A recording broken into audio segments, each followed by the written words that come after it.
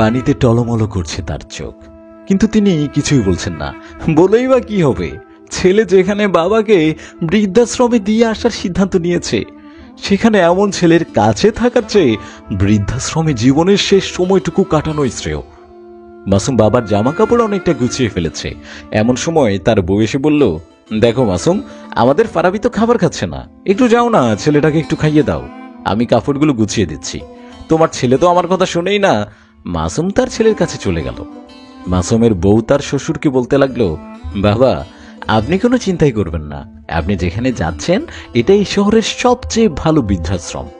বাসায় আপনি একা একা থাকেন, সেখানে আপনার সমবয়সী আরো অনেকেই থাকবে, মিলেমিশে আড্ডা দিতেই আপনার সময় কেটে যাবে।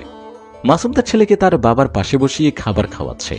মাসুম তার বাবাকে বলল, বাবা, তোমার নাতির জন্য একটু মন থেকে দোয়া করো, যেন মানুষের মতো মানুষ বানাতে পারি।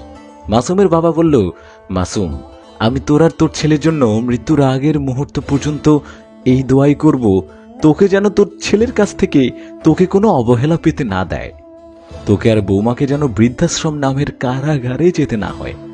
মাসুমের ছেলে তখন বলল, বৃদ্ধাশ্রম কি? সেখানে গেলে কি হয়? মাসুম বলল, আব্বু, সেখানে সব বুড়োরা থাকে, তোমার দাদু ভাই বুড়ো হয়ে গেছে, তাই তাদের কাছে দিয়ে আসবো। সেখানে তোমার দাদু ভাই তার বন্ধুদের সাথে খেলবে, আড্ডা দিবে।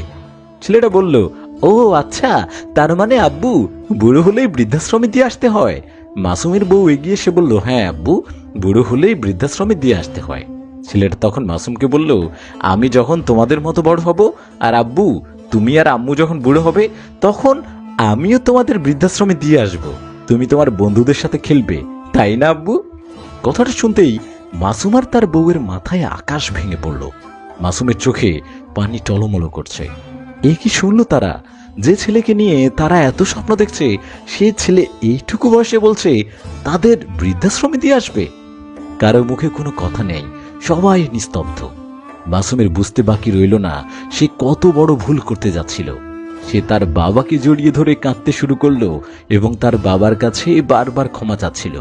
তার বাবা বলল, কাঁদিস না খোকা, ভুল তো মানুষই করে। যারা নিজের বাবা অসুস্থ খোঁজ নেন না, অথচ নিজের ছেলে নিয়ে কত আশা। চিন্তা করবেন না জনাব, জনাবা, বৃদ্ধাশ্রমগুলো আপনাদের অপেক্ষায়।